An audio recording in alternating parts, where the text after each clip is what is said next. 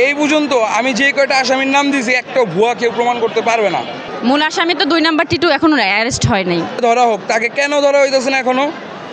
মামলার ঘটনার দিন 10 তারিখ, এই 9 তারিখ রাত্রেবেলা, দিবাগত 12টার পরে তো 10 তারিখ পড়ে যায়।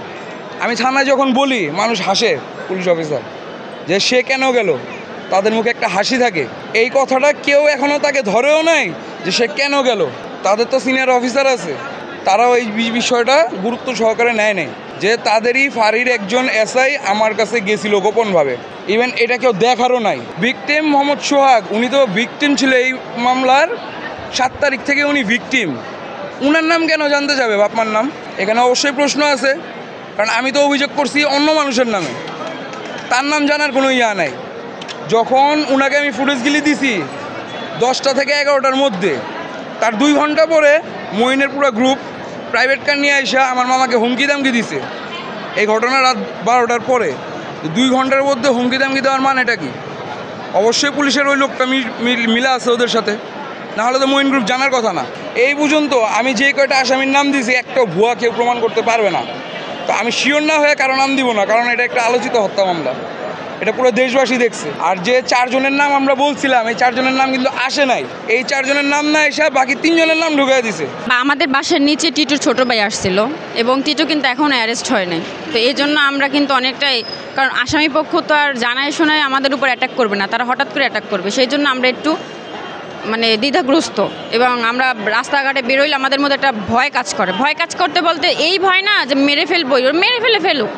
যদি সত্যের পথে থাকার কারণে যদি মারা যায়, তাতে আমার কোনো দুঃখ নাই।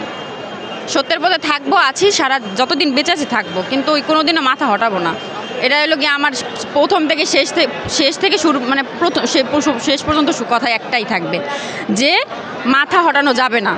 কারণ আমার মামা যে কষ্ট পাইছে, তার কষ্টের যে ফল, এটা তো তারে অবশ্যই তাকে পাওনা, সে পাওনা এটা। তো সেই পাওনার জন্যই এত লড়াই। মূল আসামি তো 2 নাম্বার টিটু এখনও অ্যারেস্ট হয় নাই। আর আপনার 14 জন আসামি অ্যারেস্ট হয়েছে। 14 জনকে অ্যারেস্ট করছে, 9 জন হচ্ছে আপনার এজাহারভুক্ত এবং বাকিরা হচ্ছে গিয়ে আপনার অজ্ঞাতনামায়। প্রত্যেকটা মিডিয়াকে একটা কথাই বলতেছে যে যারা এটার সাথে যুক্ত আছে তাদের প্রত্যেককে যেন আইনের আওতায় এনে সর্বোচ্চ শাস্তিটা তাদের যেন দেওয়া হয়। এর বাইরে আমাদের আর কোনো চাওয়া নাই, এই একটাই চাওয়া। কারণ আসামি পক্ষ মনে করছে কি যে এটা যে আমি এটা, আপনারা সবাই জানেন যে রাস্তায় যেভাবে মারছে, আসামি পক্ষ মনে করছে যে এদেশে বিচার নাই। সেই জন্য আমরা রাস্তায় বসে সবার দিবালোকে আমরা একটা মানুষকে মেরে ফেলছি, তার মানে আমাদের কোনো বিচার হবে না। এই যে বিচার হবে না, এই যে মানসিকতা ওটা চেঞ্জ করতে হবে। প্রথমত ওদের মানসিকতা চেঞ্জ করতে হবে, সর্বোচ্চ শাস্তিটা দিয়া ওদেরকে বুঝাতে হবে যে না, আমাদের ওদের যে চিন্তা চেতনা, ওদের চিন্তা ভাবনাগুলো আসলে একদম ভুল, ভিত্তিহীন। এটা আর কি সঠিক সুষ্ঠু বিচারের মাধ্যমে প্রমাণ করতে হবে।